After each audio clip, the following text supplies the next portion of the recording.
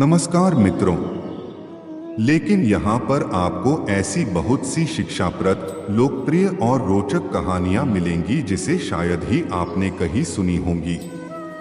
तो पढ़ते रहिए ऐसी कहानियाँ और सीखते रहिए एक नई सीख।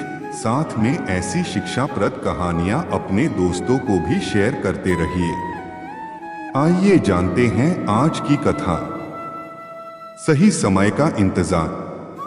एक बार की बात है, गौतम बुद्ध अपने शिष्यों के साथ एक गांव से दूर किसी बड़े नगर की तरफ जा रहे थे। गर्मी के दिन थे और रास्ता भी बहुत लंबा था। गौतम बुद्ध अपने शिष्यों सहित बहुत देर से वहां से कुछ ही दूर पर बरगद के वृक्ष की एक घनी छाव थी। सभी लोग उस वृक्ष के पास पहुंच जाते हैं। महात्मा बुद्ध अपने शिष्यों सहित वृक्ष की घनी छाया के नीचे विश्राम करने लगते हैं। वहां से कुछ ही दूरी पर बरगद के वृक्ष की एक घनी छाव थी। सभी लोग उस वृक्ष के पास पहुंच जाते हैं। महात्मा बुद्ध अपने शिष्यों सहित वृक्ष की घनी छाया के नीचे विश्राम करने लगते हैं। बहुत देर से चलने की वजह से सभी का गला प्यास से सूख रहा था। यह बात बुद्ध जानते थे। बुद्ध ने अपने एक शिष्य को कहा, आप इस बरगद की छाया से 20 कदम दूर जाकर बरगद की 2 बार परिक्रमा करके वापस आओ। शिष्य वैसा ही करता है जैसा बुद्ध ने बताया। परिक्रमा के बाद जब शिष्य महात्मा बुद्ध के पास आया तो बुद्ध बोले कि क्या आपको किसी ठंडी हवा का अनुभव हुआ था? शिष्य बोला, हाँ महात्मा बुद्ध, उस उत्तर दिशा की तरफ से मुझे कुछ ठंडी हवा की अनुभव हुआ था। वीडियो पसंद आए तो प्लीज चैनल को सब्सक्राइब करें, लाइक करें, बेल आइकन को दबाना ना बोले। पूरा वीडियो अवश्य देखें। उस तालाब से सबके लिए पानी ले आओ। शिष्य उसी दिशा में जब कुछ दूर जाता है तो वहां सच में एक तालाब होता है। तालाब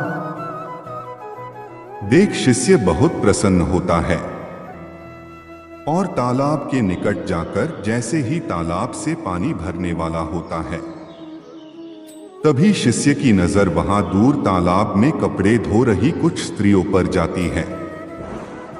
यह देख शिष्य मन में सोचते हैं कि यह पानी तो गंदा हो गया है। लेकिन जब शिष्य ध्यान से तालाब के पानी को देखते हैं कि अभी भी तालाब का कुछ पानी साफ है। इतने में 2 बैलगाड़ी जोर से तालाब के किनारे से होती हुई निकल जाती है। बैलगाड़ी के पहिए तालाब की मिट्टी के ऊपर इतनी जोर से निकलते हैं कि तालाब के नीचे बैठी बहुत सारी मिट्टी तालाब ऊपर आ जाती है, जिस वजह से तालाब का बचा हुआ पानी भी गंदा हो जाता है। यह देख शिष्य बिना पानी लिए क्रोध में महात्मा बुद्ध के पास वापस चला जाता है। शिष्य बड़े ही निराशा भाव से महात्मा बुद्ध को सब बात बताता है। शिष्य की बातें सुन सभी शिष्य बोलते हैं कि हमें तुरंत यहाँ से निकलना चाहिए। किसी दूसरी जगह पानी की खोज करनी चाहिए, वरना प्यास के मारे जान निकाल जाएगी। इधर महात्मा बुद्ध सभी को शांत होने के लिए कहते हैं और बोलते हैं कि धीरज रखो, कुछ देर यही बैठो, उचित समय आने तक संयम बनाए रखो। सभी महात्मा बुद्ध